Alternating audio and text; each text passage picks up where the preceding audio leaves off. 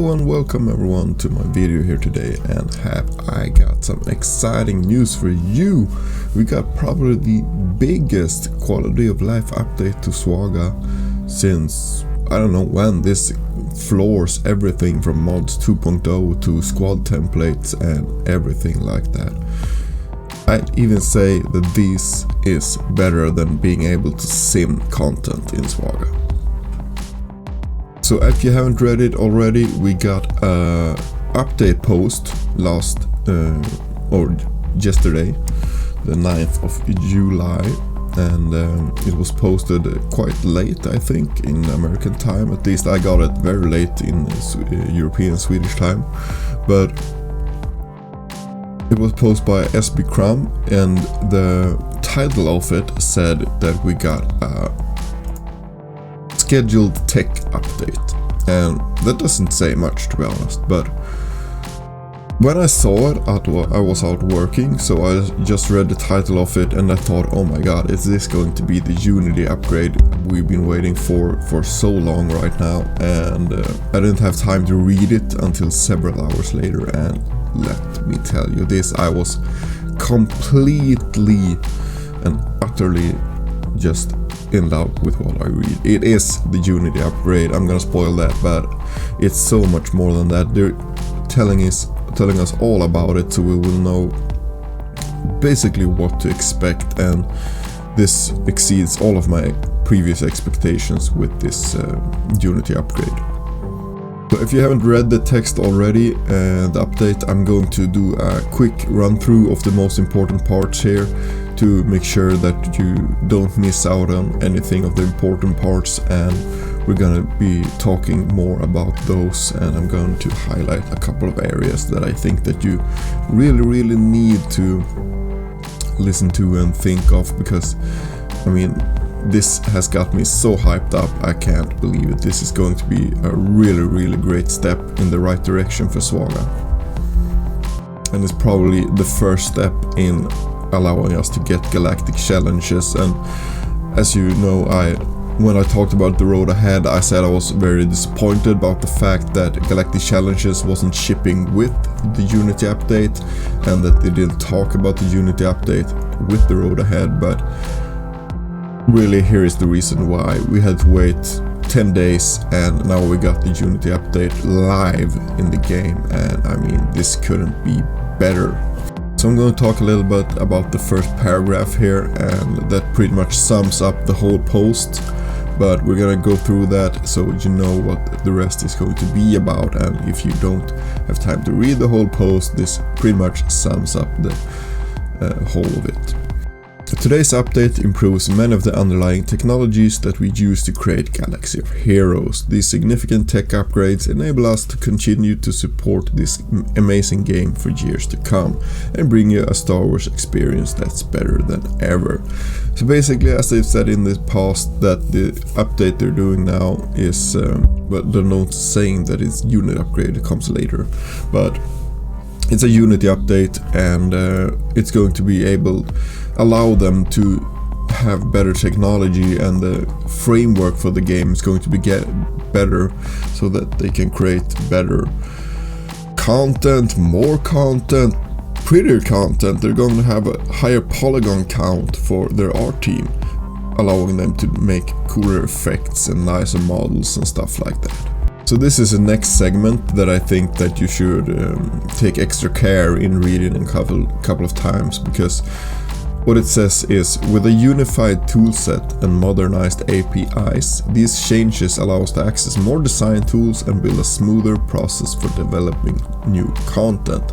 So what CG has said in the past is basically they need to make events from scratch. If they want to make a new assault battle with First Order, they have to take a First Order team, and then they have to design each challenge. They have 7 tiers to assault battles, and then they have to manually do the opponents for each of these tiers.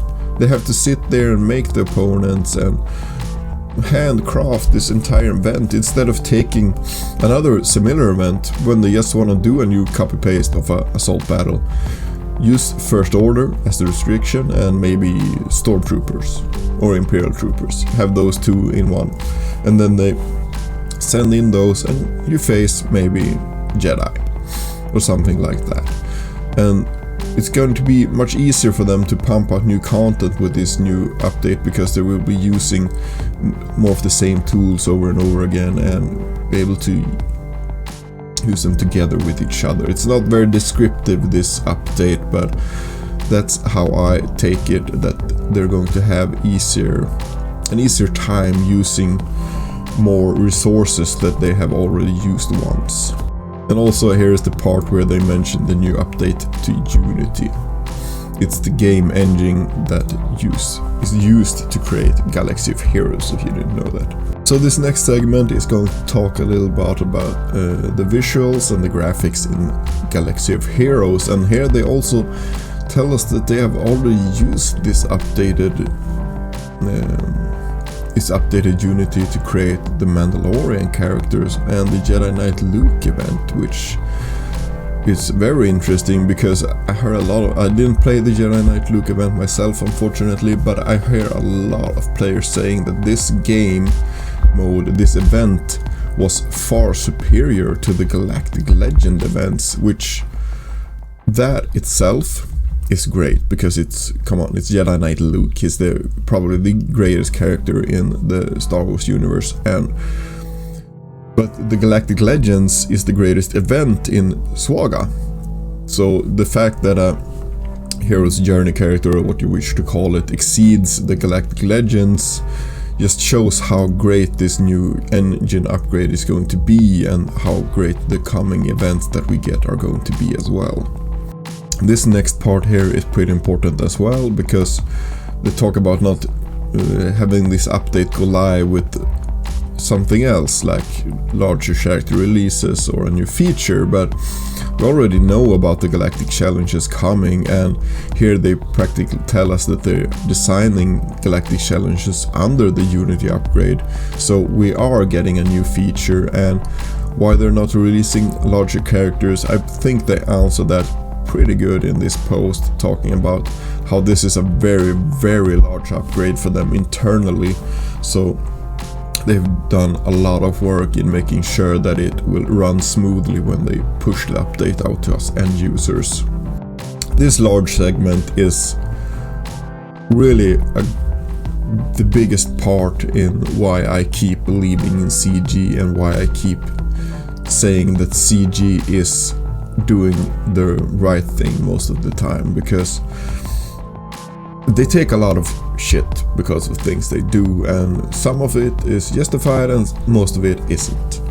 But in the end of it all, CG just wants to do one thing. They want to do a really good Star Wars game that is going to be enjoyable and have good quality for all of us. And sure, in able to do that, they have to make money, and some things they monetize aren't going to be popular, but stuff like the Galactic Legends, people call them the Galactic Paywall. Well, it's not that difficult to understand. It's the two greatest characters in the entire game ever. Of course it's gonna cost money. Imagine if you would get them with level Gear 5 First Order characters. What would be the content in doing that event then? You wouldn't feel any satisfaction at all that you did a hard work and that you got something that you deserved. You just go in, click two buttons, and oh hey, I got a new Supreme Leader Kylo Ren, he can dominate the arena, way! And then you'd see the entire arena shift from being all Darth Revans to all Kylo Rens. There would be no point in having really low requirements for event, because it would take out the sense of achievement when you complete them. There would be no point in climbing Mount Everest if it were 100 meters high. Anyone could do that. A toddler could climb that. So I really understand that there has to be steep requirements for great achievements in the game. Thank you all for coming and checking out my video. If you liked it, remember to like and subscribe, and check the notifications box and you'll know when I post more videos. Have a great time, everyone. Bye.